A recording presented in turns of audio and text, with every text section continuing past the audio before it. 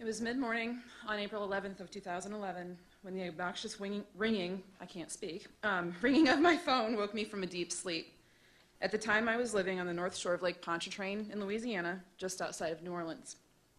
I'd been living down there for a couple months, just shy of a year, and was working production on a television show where we had to drive minivans down Bourbon Street during Mardi Gras. It's not fun. Caller ID said Aunt Susan, and I immediately sat straight up in my bed. The last time my aunt called me was a few years before, when my dad had been in a motorcycle accident. I didn't even give her the chance to speak. I answered the phone and immediately asked her, "Is it Grammy or Dad?" Obviously, I was hoping she was just calling to chat, but my heart and my head knew differently. She explained that my dad was at the University of Iowa and was undergoing a battery of tests, but they hadn't yet confirmed what was going on with him. She assured me that it was okay to wait until the following day to get home, and considering what the cost of a plane ticket would be, less than 24 hours of needing to fly out from Louisiana to Cedar Rapids, my aunt transferred some of her airline's miles to me so I could get home. The next few hours were nothing but torturous thoughts in my head of the absolute fear that it was worse than what was being conveyed and that I wouldn't make it back in time. Thankfully, my two younger sisters, one of whom is in the audience today, were there already and were keeping me informed. Once I landed in Iowa and got picked up, we headed straight to the hospital, but I wouldn't be allowed to see my dad for a couple more days. Unfortunately, I had a fever of around 102, 103, was really sick, and my dad's failing health couldn't afford to be compromised any further. As sad as I was, I completely understood and would have stood in front of a speeding freight train if it meant that it would help my dad. A couple days later, my fever subsided, and I was able to see my hero. I walked into the room, and my Aunt Susan said, "Ronnie, look who's here." And with wires and everything attached to him, his face lit up, and he said, "Oh, honey," and I tried to sit up in his bed, which was not good. I was just happy to see him. A few days later, he was diagnosed with lung cancer, but the stage had not yet been determined, and my money was dwindling. After asking my dad's permission and discussing circumstances with his favorite nurse, they had a mutual love of yellow peanut M&Ms. Don't ask why. Not sure what the deal was with that. I booked my flight back to New Orleans. The day that I was to leave, I again asked my dad if he was okay with me leaving, and without hesitation, he answered yes. I laid my head on his chest and said, "I love you, Dad. You know you've always been my hero, right?" He responded, "I know, honey, I love you too," and he began to cry. I didn't know at that moment that it would be the last time I would ever see him alive, but he knew.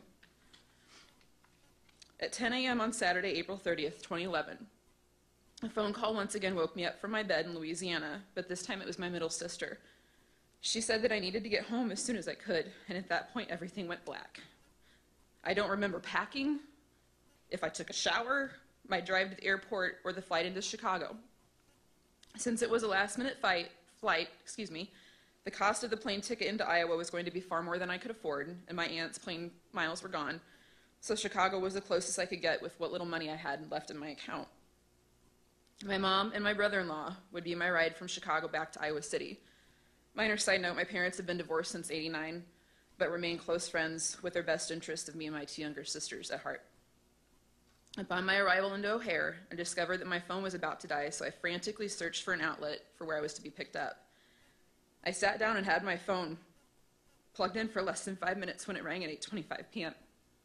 Betsy, my middle sister, who wasn't able to make it today, was calling again.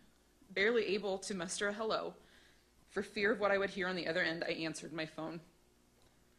I then heard the two words that would forever change my world and send me into a downward spiral. "He's gone." I never made it home. I left the one person who had been by my side since the day I was born, and now he was dead. I left my hero. I left my dad. I left my best friend. As I waited for my mom and my brother-in-law to arrive, I sat shaking and hysterically crying on a cold airport floor for the next 3 hours all alone. To this day, I still don't know how I wasn't apprehended by the airport police for being completely out of my mind. More than I already am.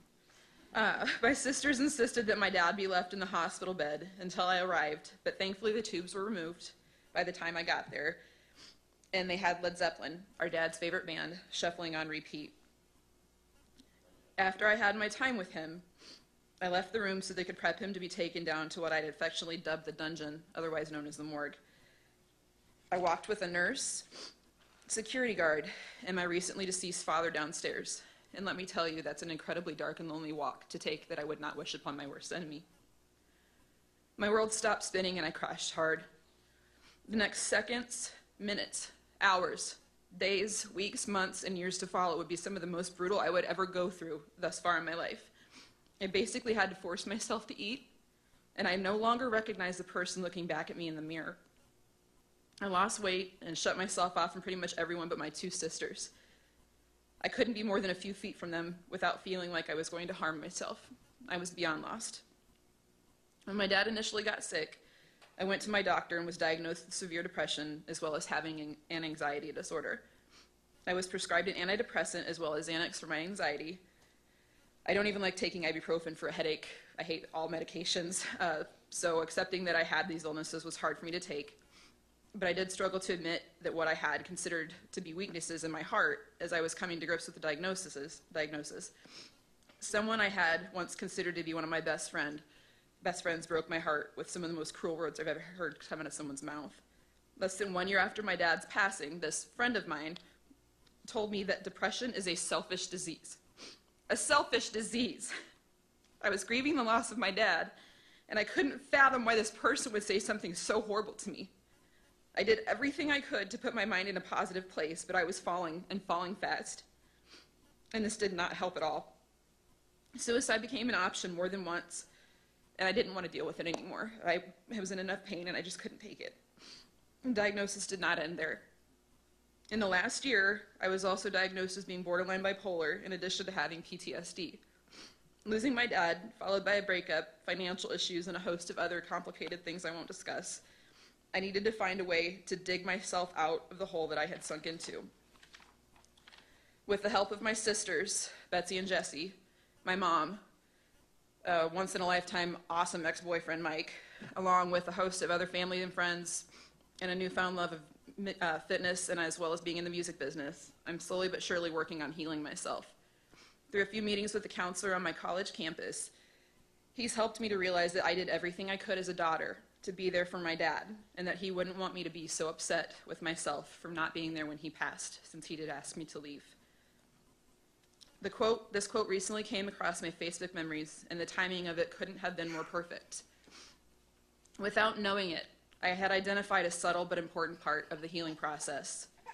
There would be no peace for me, no life for me, until I learned to forgive life for what it had done to me, forgive others for still being alive, and eventually forgive myself for still being alive. Yesterday marked 6 years that my sisters and I buried our father, so this event couldn't have come at a more perfect time. I'm here to tell you it's okay to be sad. It's okay to grieve and to take as much time as you need to do so. There is no time limit on grief, none. Only you can decide when you're okay. That's solely your decision.